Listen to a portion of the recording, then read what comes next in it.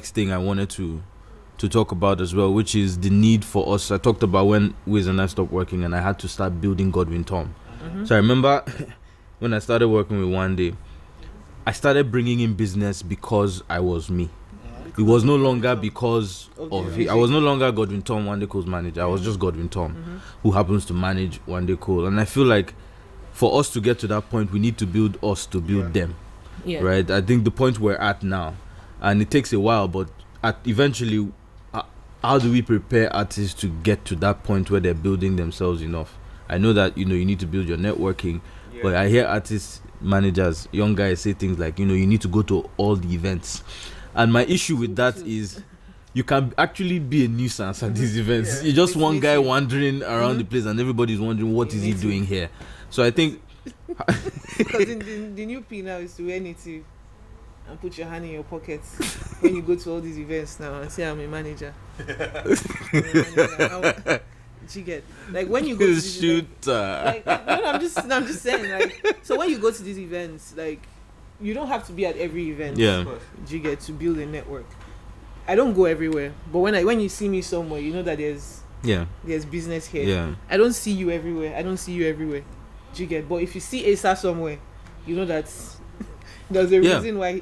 There's business here. If you see Godwin Tom, you'll be like, which of your clients is coming or what's happening? You get what's happening here? Exactly. Which is perfect because, for example, like I have this situation where anywhere I go, you think I'm there with David. I'm like, bro, I came to watch Oxlade perform, or Mayor is performing, or Obi is DJing, or Smalls is DJing. People, and that's the thing. People always. And so, like, I think my scenario. One of the things I realized once I was working with David again is that David is huge. Yeah.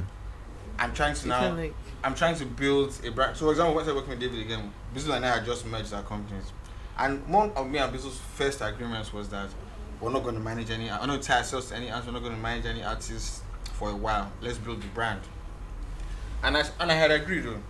But then, like for example, I never planned to start working with David again. I was in my house. Special called me. Where are you? I'm at home. We're coming to your house now. In 20 minutes, David, Ashley, and Special at my dining table. So yeah, the two of you start talking. And I'm like, let's fix this. You people came to my house, we talk. And then obviously at that scenario, at that point in time, it was not a thing of like, I have to call Bizzle and explain to Bizzle that we need to review our agreement. Yeah. And the major, as much as I was happy to be working with David again and everything, I was like, no matter what happens this time, I need to make sure that everybody knows my brand exists also. Yeah. Because I see tweets sometimes, people think David owns Plug based on him wearing a Plug hat. And it's kind of, and it comes with territory because he's so big. So that's why for me, like, I tell people all the time, things like when we do our mainland block party, for example now, like mainland block party wasn't our event, it was Toby's event that we saw potential. I went to Toby and said, Toby, we can make this thing way bigger. Now it's probably the biggest youth gathering every month.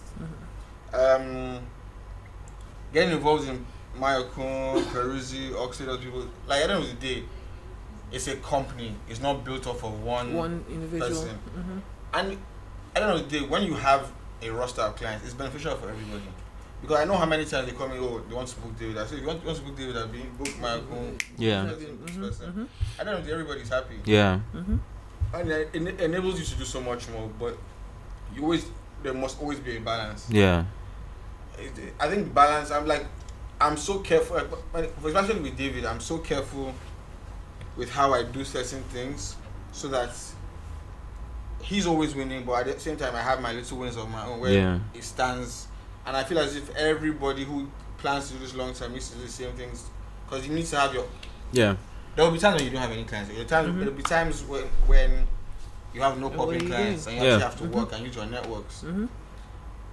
It's okay, and that's the thing, another thing like partnerships, like with Oxlade, for example. When Bizzle started working with Oxlade, I said, okay, there's this artist Oxlade. I won't lie to you, and this is me saying it on camera for the record. Bizzle will tell you, I had no interest in everything.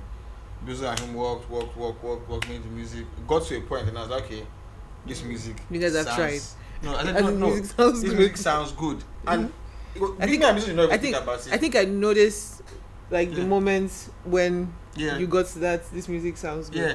And what happened was that Bizzle and I didn't know even discuss. It's like And that's the great thing about having the right partner. We never spoke about it. People just knew that the minute the EP is ready, oh yeah, Asa. I said, okay, where's the music video? Where's the EP? Oh yeah, I started making phone calls. These are artists too. These are artists. Boom, boom, boom, boom. And I go to him and say, I did my part, Abby. Everything is good. That's the partnership. Yeah. That kind of thing. Because with us, it's kind of thing where I'm the more on the road, the shows. Bizzle is happy to sit in a studio with an artist and find the right sound, cook and prepare. Bizzle loves. Bizzle loves that process. You know me, I'm restless. So I'm in the studio for an hour, 30 minutes. I was in the studio last night with David, like with the final approval mixes for the album. I know how many times David thought I left the studio. I walk out of the studio and go down because it's just not me. Yeah, but I also think that's part of the partnerships I talk about every time when I tweet. It's a lot of managers think they are A&Rs. Yeah.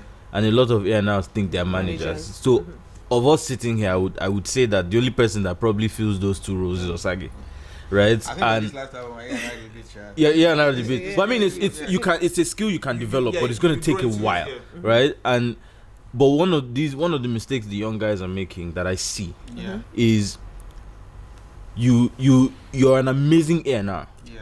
You meet this artist, you A&R the project. But then you decide that you want to manage, but you don't have any experience with the business, and you're afraid that whoever is coming will take everything from you. So there's that. So because of your fear, you now do not give the opportunity for the artist to grow. And I feel that's so. In your situation, you just explained perfectly how it can work. So there's a partner who understands how to pull it together. He knows how to bring. Bizu knows how to bring Sparks and Oxley together. He knows how he can bring another producer with an artist together. And then you basically understand the business of it, and you're able to say, okay, let me push. Because even with A&R, you also need to understand how to generate revenue from it for yourself as well as somebody who's executive producing the project or creating money. So I feel those are things people don't understand. In building yourself, I personally feel like when you start, you need to identify a good skill that you have, and it takes understanding different elements of the business to now find the one you're good at. You find if you now focus on that one, you create solutions to the point where, because of how well you've created solutions, opportunities will just open up. So you now, all the things that you thought you couldn't do before, you can now multiply revenue from those things. Exactly. So because you do grow into them. It's like this A&R thing, for example. Like, it's one thing that I both say a lot. I've never really gone to it and said, guy, this song is whack, or guy, this song is not changed. Our partnership has never been like that. I think in our whole span of working together, maybe like on 2 or 3 occasions, I've been like, okay, for example, there's a song we went for one time, and I said, this song is okay, but it's not for now. And we both look back and say, yes, we were right. I was right. Or I've been like, okay, David, change this verse, do this. I won't say sing this or sing. I just change this. It might sound better. For example, this album the album I'm about to put out, it's the first time where I've been like, oh, David, I heard this demo. Come and listen to it. I think if you sing it like this, you'll be mad. And that's come out to be like one of the strongest songs the strongest songs recorded for the album. But 5 years ago, if you ask me one of these things, I don't think David will even answer me. He'll be like, But what has happened is because Asa has focused on building himself as Asa, and David has seen this growth, he's now able to listen to you.